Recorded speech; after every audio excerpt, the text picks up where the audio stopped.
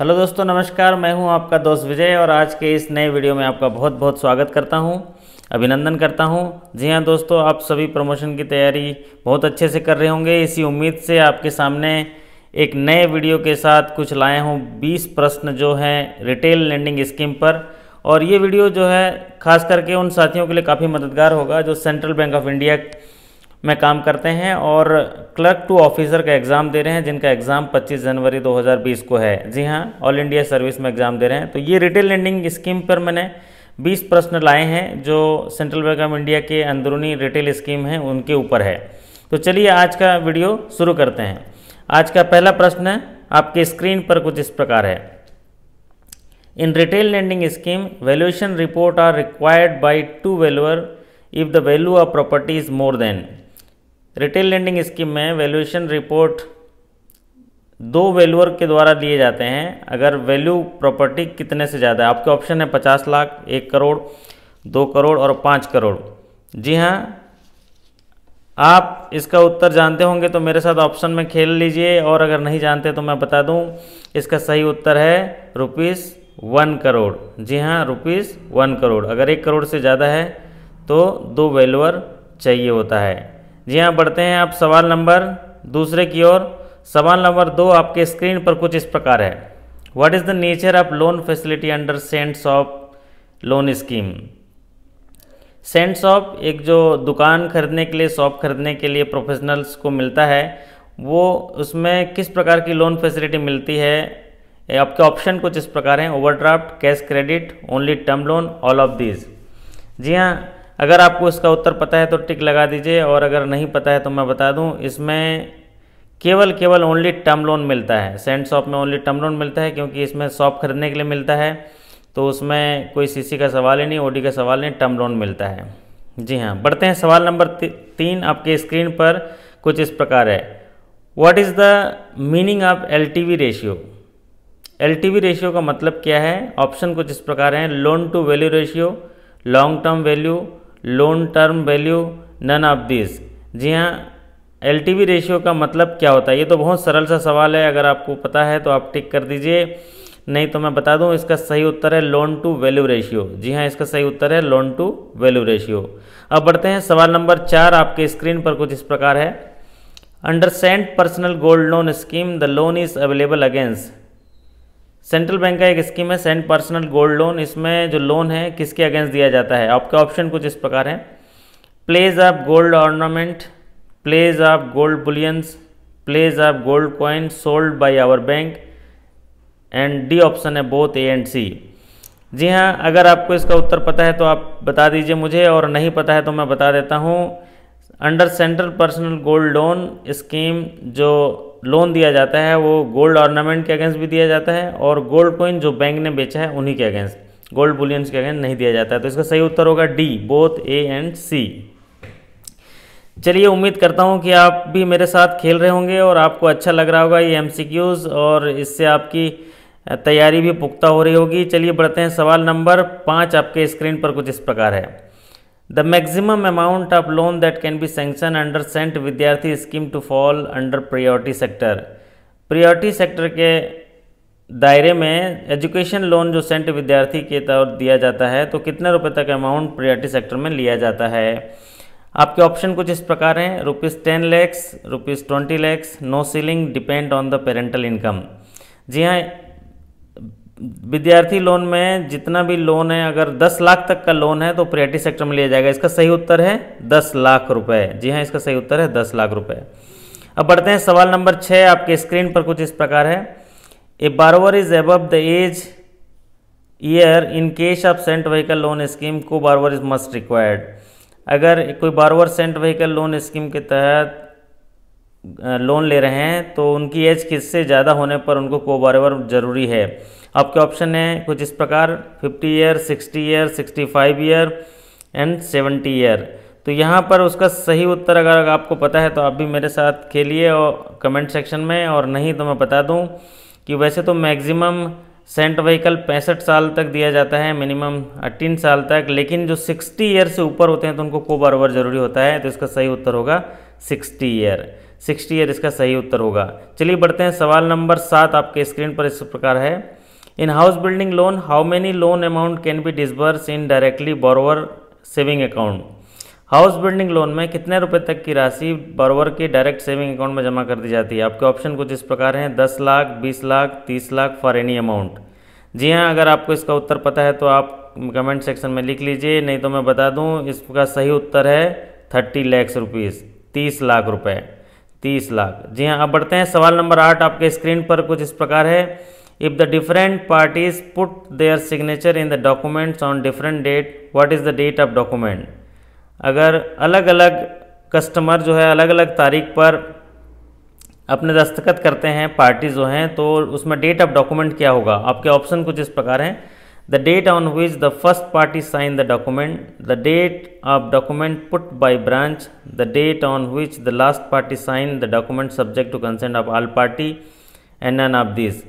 तो इसका उत्तर अगर आपको पता है तो आप टिक लगा दीजिए, बहुत इंपॉर्टेंट सवाल है, और नहीं तो मैं बता दूं इसका सही उत्तर है C, the date on which the last party sign the document subject to the consent of all party. जिस दिन आखिरी पार्टी साइन करेगा लास्ट पार्टी, उस दिन वो डेट ऑफ डॉक्यूमेंट कहलाएगा।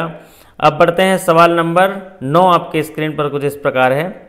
इन retail lending the due diligence should be done for. Retail lending loan scheme में due diligence किसका करना चाहिए, बारोवर का, एक्टिविटी का, सिक्योरिटी का, ऑल ऑफ दिस। ये तो बहुत सरल सा सवाल है। जी हाँ, ड्यू डिलिजेंस किया जाना चाहिए इन सभी का, तो इसका सही उत्तर होगा all of this, all of this. जी हाँ, बढ़ते हैं, सवाल नंबर 10 आपके स्क्रीन पर कुछ इस प्रकार है। For new borrower income tax return should be taken at least for. Retail lending scheme करते समय अगर नया बोरोवर है तो उसका इनकम टैक्स कितने सालों का लिया जाना चाहिए, 1 साल, 2 साल, 3 साल, 4 साल। जी हाँ, ये भी आपको पता होगा, और पता है तो टिक लगा दीजिए। क्लास में आप प्रोसेस करते रहते हैं, उसमें भी दिखाता है कितने साल का लेना पड़ता है। और अगर नहीं पता है तो मैं बता दूं इसका सही उत्तर है 3 ईयर्स। जी हाँ, इसका सही उत्तर है 3 ईयर्स। चलिए बढ़ते हैं, सवाल नंबर 11 आपके स्क्रीन पर कुछ इस प्रकार है। Vetting of loan documents are to be done by law officer for limit of. जो लॉ ऑफिसर होते हैं बैंक के, वो वेटिंग ऑफ डॉक्यूमेंट करना बहुत ज़रूरी होता है। अगर लिमिट आपका ऑप्शन इस प्रकार है, up to ₹1 crore, above ₹1 crore to 5 crore, above ₹5 crore, above ₹10 crore. जी हाँ, अगर कितने करोड़ से ज़्यादा का लोन है तो वेटिंग ऑफ डॉक्यूमेंट्स ज़रूरी होता है लॉ ऑफिसर से। और अगर आप इसका उत्तर जानते हैं तो टिक लगा दीजिए, नहीं तो मैं बता दूं इसका सही उत्तर होगा एबव 5 करोड़। जी हाँ, एबव 5 करोड़। अब बढ़ते हैं, सवाल नंबर 12 आपके स्क्रीन पर कुछ इस प्रकार है। The charge should be register in CERSAI within how many days from the date of creation of charge in order to avoid penalty. अगर कोई मॉर्गेज लोन करते हैं या हाउसिंग लोन करते हैं, उसमें मॉर्गेज करने के बाद शेरशाई में कितने दिनों के अंदर चार्ज क्रिएट करना चाहिए ताकि पेनल्टी से बचा जा सके। आपके ऑप्शन कुछ इस प्रकार हैं, 30 डेज, 3 मंथ्स, 6 मंथ, 1 ईयर। जी हाँ, अगर आपको इसका उत्तर पता है तो बता दीजिए, नहीं तो मैं बता देता हूँ, इसका उत्तर होगा 30 डेज। जी हाँ, 30 डेज। चलिए बढ़ते हैं, सवाल नंबर 13 आपके स्क्रीन पर कुछ इस प्रकार है। In case of rejection of loan proposal relating to following in it shall be refer to the next higher authority. निम्नलिखित में से वो कौन से लोन हैं जिनको रिजेक्ट करने से पहले हायर अथॉरिटी को भेजा जाता है, या वो खुद सैंक्शनिंग अथॉरिटी रिजेक्ट नहीं कर सकता, इसको हायर अथॉरिटी ही रिजेक्ट करेगा। आपके ऑप्शन कुछ इस प्रकार हैं, export credit, educational loan, education loan, loan to SC/SC beneficiary, all of these. जी हाँ, ये बहुत सरल सवाल है, अगर आपको पता है तो आप बता दीजिए। मैं बता दूँ, ये जितने सारे यहाँ लोन लिखे गए हैं इनमें से किसी को भी ब्रांच मैनेजर रिजेक्ट नहीं कर सकते, इनको हायर अथॉरिटी रिजेक्ट करेंगे। तो इनका सही ऑप्शन होगा ऑल ऑफ दिस, इसका सही उत्तर होगा ऑल ऑफ दिस। चलिए बढ़ते हैं, सवाल नंबर 14 आपके स्क्रीन पर कुछ इस प्रकार है। The limitation period of mortgage is how many years. Limitation period actual में होता क्या है, लिमिटेशन पीरियड जो होता है वो अवधि होता है जिसमें हम उस बोरोवर के खिलाफ दावा दायर कर सकते हैं कोर्ट में, डॉक्यूमेंट वैलिड होता है, इसको बोलते हैं लिमिटेशन पीरियड। तो ये ऑप्शन आपके इस प्रकार हैं, 3 ईयर्स, 5 ईयर, 10 ईयर, 12 ईयर। जी हाँ, मॉर्गेज का लिमिटेशन पीरियड कितने का है, 3 साल, 5 साल, 10 साल, 12 साल। तो अगर आपको इसका उत्तर पता है तो आप बता दीजिए। ये भी बहुत महत्वपूर्ण सवाल है, ये आता ही आता है। और मैं बता दूं आपका इसका सही उत्तर है 12 ईयर, 12 साल, 12 ईयर। जी अब बढ़ते हैं आप सवाल नंबर 15 आपके स्क्रीन पर कुछ इस प्रकार है। What is the maximum loan amount under Cent mortgage scheme? Cent mortgage scheme में मैक्सिमम लोन कितना दिया जाता है? आपके ऑप्शन कुछ इस प्रकार हैं, ₹50 लैक्स, ₹100 लैक्स, ₹200 लैक्स एंड ₹500 लैक्स। जी हाँ, सेंट्रल बैंक ऑफ इंडिया के सेंट मॉर्गेज स्कीम में सबसे अधिकतम लोन कितना दिया जाता है? अगर आपको इसका उत्तर पता है तो आप मेरे साथ खेल सकते हैं, लेकिन अगर नहीं पता है तो मैं बता दूं, इसका सही उत्तर है ₹500 लैक्स। जी हाँ, ₹500 लैक्स। चलिए बढ़ते हैं सवाल नंबर 16 की ओर, और सवाल नंबर 16 आपके स्क्रीन पर कुछ इस प्रकार है। What is the maximum repayment period in case of Cent vehicle loan for 2 wheeler? जी हाँ, सेंट व्हीकल लोन जो 2 व्हीलर और 4 व्हीलर के लिए दिया जाता है, यहाँ सवाल पूछा गया है 2 व्हीलर के लिए कि इसका मैक्सिमम रिपेमेंट पीरियड कितना होता है। आपके ऑप्शन कुछ इस प्रकार हैं, 48 मंथ, 60 मंथ, 84 मंथ्स, 120 मंथ्स। जी हाँ, अगर आपको इसका उत्तर पता है तो आप टिक कर दीजिए मेरे साथ कमेंट सेक्शन में। चलिए, और नहीं तो मैं बता दूं, इसका सही उत्तर है मैक्सिमम रिपेमेंट पीरियड 2 व्हीलर के लिए सेंट व्हीकल में है 60 मंथ। जी हाँ, 60 मंथ। चलिए बढ़ते हैं सवाल नंबर 17 आपके स्क्रीन पर कुछ इस प्रकार है। सवाल नंबर 17 आपके स्क्रीन पर ये है, what is the maximum life of house taken for sanction of housing finance in case of existing house? अगर पहले से घर बना हुआ है तो उसकी मैक्सिमम लाइफ को कितना कंसीडर किया जाता है, उसको कितना मान लेके हाउसिंग लोन सैंक्शन किया जाता है? आपके ऑप्शन कुछ इस प्रकार हैं, 10 ईयर, 20 ईयर, 30 ईयर, 40 ईयर। तो जी हाँ, अगर आपको इसका उत्तर पता है तो आप बता दीजिए, नहीं तो मैं बता दूं, मैक्सिमम लाइफ जो हाउस का लिया जाता है sanction of housing loan finance में एग्जिस्टिंग हाउसिंग केस में, तो वो है 40 ईयर्स। जी हाँ, इसका सही उत्तर होगा 40 ईयर। चलिए बढ़ते हैं सवाल नंबर 18 आपके स्क्रीन पर कुछ इस प्रकार है। What is the maximum loan limit under the Cent business loan? Cent business loan में मैक्सिमम लोन लिमिट कितना है? सेंट बिजनेस लोन में मैक्सिमम लोन लिमिट कितना है? अगर आप इसके ऑप्शन आपको इस प्रकार हैं, 1 करोड़, 2 करोड़, 3 करोड़, 5 करोड़। अगर आपको इसका उत्तर पता है तो आप टिक लगा दीजिए, और नहीं तो मैं बता दूं, इसका सही उत्तर है 5 करोड़। जी हाँ, 5 करोड़ जो लिक्विड शेयर के अगेंस्ट दिया जाता है, 5 करोड़, इसका सही उत्तर है 5 करोड़। चलिए बढ़ते हैं सवाल नंबर 19 आपके स्क्रीन पर कुछ इस प्रकार है। What is the maximum moratorium period for repair and renovation under housing loan? Repair and renovation housing loan के अंदर जब लोन देते हैं तो उसमें मोरेटोरियम पीरियड कितना मैक्सिमम हो सकता है?